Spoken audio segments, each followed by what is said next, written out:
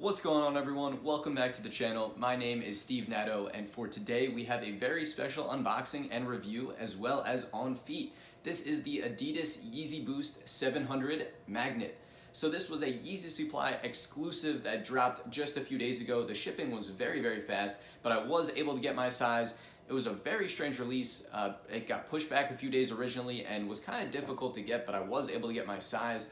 So we're going to talk a lot of things in this video. I'm going to give you my full review of this sneaker, the Adidas Yeezy Boost 700 Magnet. I'll let you know my opinion and rating out of 10 for this shoe. How good is this shoe from Adidas and Kanye West? And then I'll let you know my opinion on if I think this is a good purchase at retail as well as at resale. The resale prices are not too high right now, so I'll let you know if I think this is a good purchase. It's a really cool looking shoe, so I'm excited to dive into it. So let's jump into the Magnet 700. So like I said, this is a YeezySupply exclusive and kind of came out of nowhere. It's a very interesting color, but a good looking shoe all around, and I think it's an interesting one to take a look at. The materials look pretty good at first sight, and you know, I'm not too disappointed. So we'll take a look at the box tag right here. We see magnet for the Yeezy Boost 700 Magnet, and you know, I think it looks pretty decent. Let me know in the comments down below what you think. But you know, we do see the gum bottom at the bottom. We see that kind of off-white colored midsole, orange little pods in the back, a few different shades of kind of gray up top, as well as a few different materials. So we see this suede up front, sort of like a nylon-ish material up at the toe, the mid-panel, and then some pretty decent leather up along the eyelets there. The laces are kind of interesting because it's a little hard to see. They're almost like a dark gray, kind of dark green. So that was a little taken aback by that. I wasn't sure what was going on with those colors. The inner walls are sort of tan, and the insole is as well sort of like a tannish color. And now if we turn on the flash, we can see that there is a little bit of 3M on the shoe. So these little pods in the back, the little circles in the back as well, the part on the eyelets there, and wrapping onto the toe box. So nice to see a little bit of 3M on the shoe too.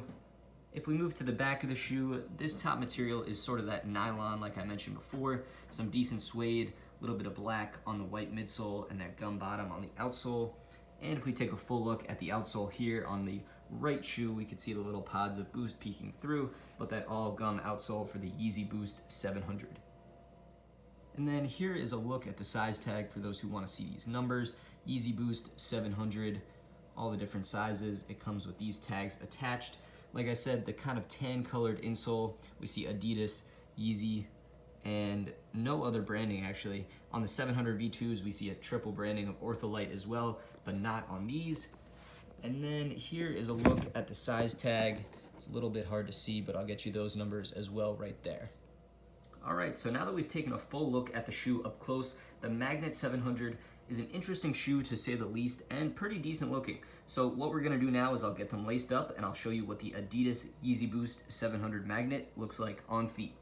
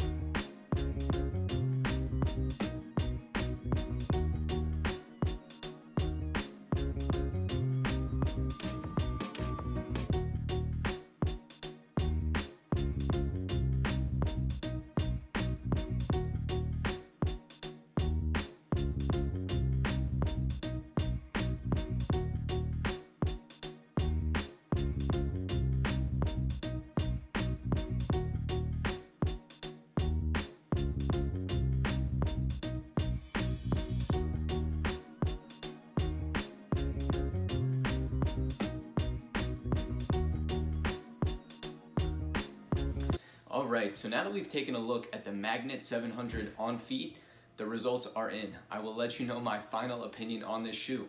So overall, I think it's a pretty good looking shoe. I do like it at the end of the day. I just think that 700s are a little overplayed at this point. The $300 price point is just a little tough given all the other things that Yeezy and Kanye and Adidas are doing. So in my opinion, it's just a tough sell, and I think that's why the resale prices are so low with all things considered for this shoe, given that it was a YeezySupply exclusive and that they were pretty hard to get. So overall, with all things considered, I'm going to give the shoe an 8 out of 10 from Adidas at retail. I think this is a very good shoe. I think it looks good. The colors are nice, but it's just not my favorite, and I think a little overplayed in terms of the 700s. I personally like 700 V2s a little bit more, so that's just my opinion, an 8 out of 10. For sizing on these, I would go up a half size if you're looking to pick them up, because 700s do tend to fit a little bit snug, so I would go up a half size to get a little bit extra room and make them feel a bit better. So with that being said, if we shift the lens to resale, do I think this is a good purchase on the resale market if you are looking to pick this shoe up? So my answer to that is simple, and it's yes. Because the resale prices are not very high, I think this is a good shoe to pick up if you want it. Resale prices are sort of right around that $350 mark, and of course that's a good amount of money, but for 50 bucks over retail, given that these were very difficult to get and then the release was a little bit all over the place, I don't see that as a bad thing at all, in my opinion, if you want this shoe. So for 350 bucks, I would give that about an 8.5 out of 10 on my opinion on if it's a good buy at resale.